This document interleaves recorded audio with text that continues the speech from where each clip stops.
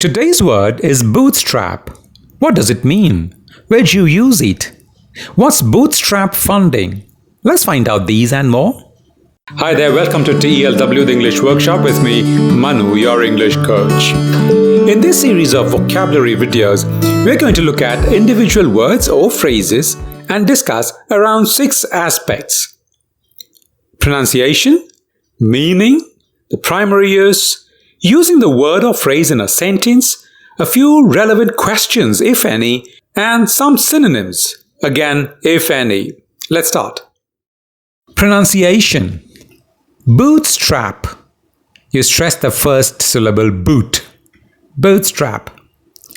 It means to rely on one's own efforts and resources. It's a short form of pull yourself up by your bootstraps. Bootstrap is a strap around the boat that tightens it. Its normal use is in business and finance, but you can also use it in other areas. Let's look at some of the practical applications of this word bootstrap. This business was a bootstrap operation for the first 8 years. It means the owners met the expenses of the business from their own pockets. They didn't take any money from outside.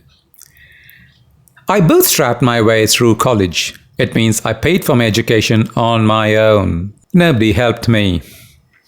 Don't seek others' help. Bootstrap yourself through this phase. It means help yourself. You can also say, don't seek others' help. Pull yourself up by your bootstraps through this phase.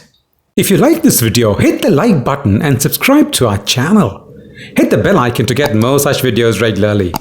Also, don't forget to use these words in your daily conversations. That's the only way you can make these words to your list of active vocabulary. Remember, you've got to own it to use it. Merely watching this video once and passing over to another will not help you. Now let's look at one relevant question. What's bootstrap funding? It means using own funds to finance the expenses of the business without taking the help of outside funds. The synonym? Self-help.